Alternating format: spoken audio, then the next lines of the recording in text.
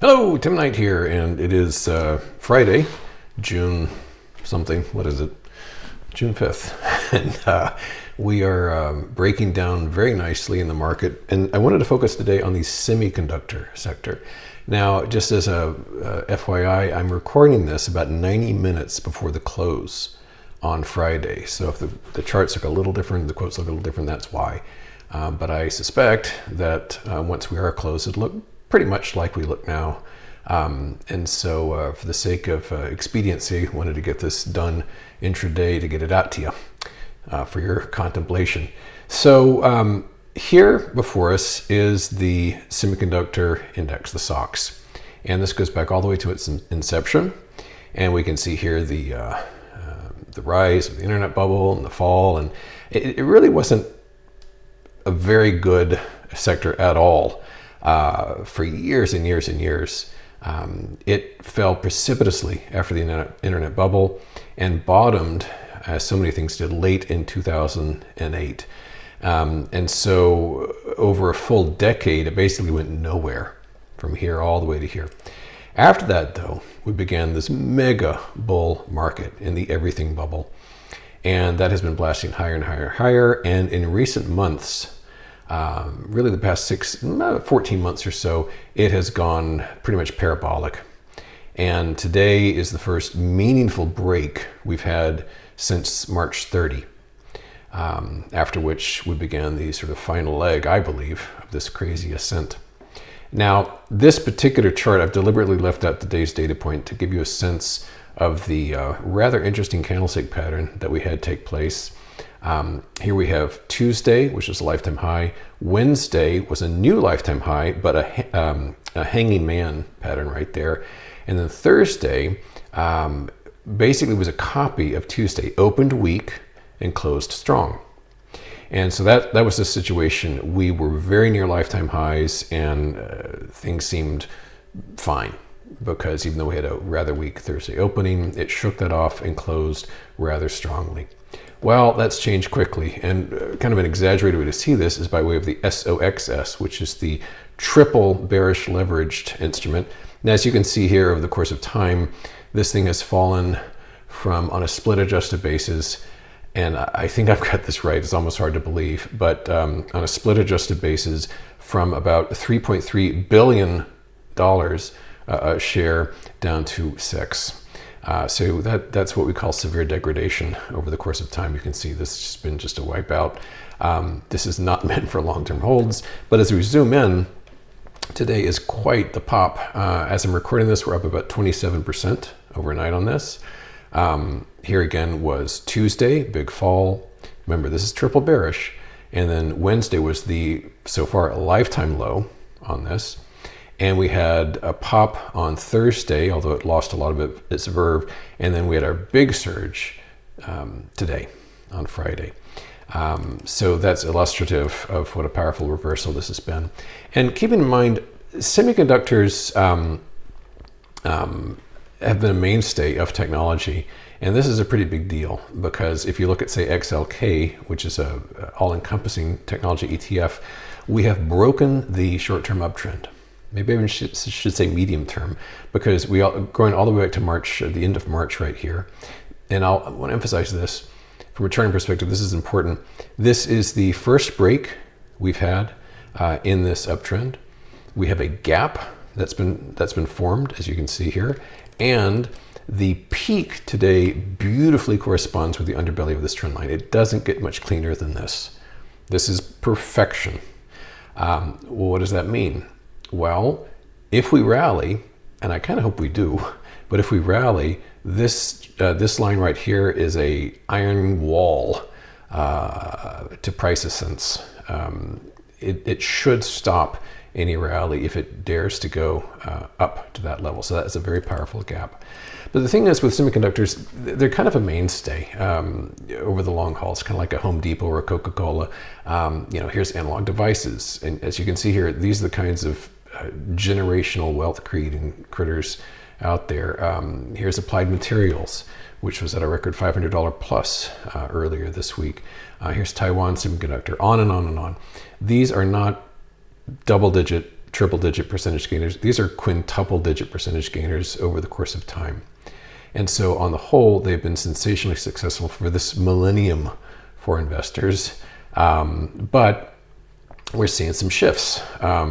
Here, for example, is AXT Inc. At first glance, this looks like an arithmetic scale. It's such a crazy shot higher. I can change this to an arithmetic scale like so, just to show how silly it is. This thing has blasted from $1 up to about $143 in the span of months. It just bananas. Let's go back to our normal trusty log scale, although in this case it doesn't make a lot of difference. So we have peaked on this one way back on the 26th of May. And since then, we've gone from 143, and as I'm recording this now, we're at 88. And I can't compute that percentage in my head that quickly, but what is that, 30%? Maybe more in the span of just a couple of weeks. So pretty big reversal there, very dramatic. But we can look at some more popular and less insane morphines that have happened. Here's Advanced Micro Devices, AMD.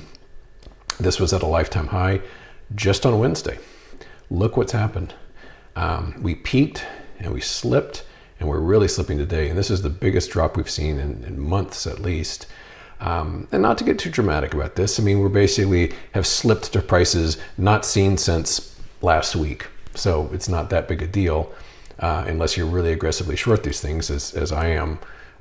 So this is a nice little slip, but I must emphasize, we could rally, but I think there's been a real shift because if we rally, I think it just creates new opportunities for shorting, because these lines here, and this will just highlight the level, is a pretty powerful resistance point. Here's another example, Micron, which has been a huge beneficiary of the whole AI/hyperscaling thing. And it, for years and years, decades even, was neatly within this wedge. And then it's like, I'm tired of this wedge. I'm out of here. And here it morphed from being confined to the wedge to just exploding out of it. And once again, Wednesday, a lifetime high, got up to about 1090. We're down to 881 now. So these have been big drops. And just at the risk of being repetitive and redundant, we've got a gap. So we've got gaps all over the place, which establish very strong and reliable resistance levels. Let's do a couple more real quick. United Micro, UMC.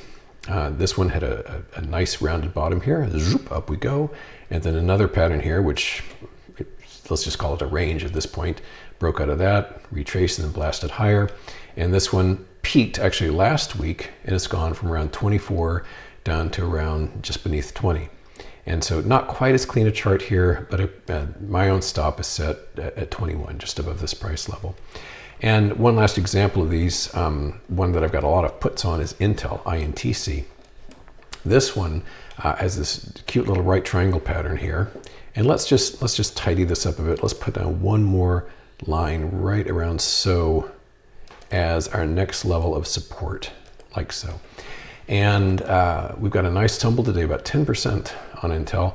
And I would say if we really start selling off hard, something like Intel, I'm going to sell my puts if we can manage to get down, way down here to this gap. That would be something nice. We'll see if it actually happens or not.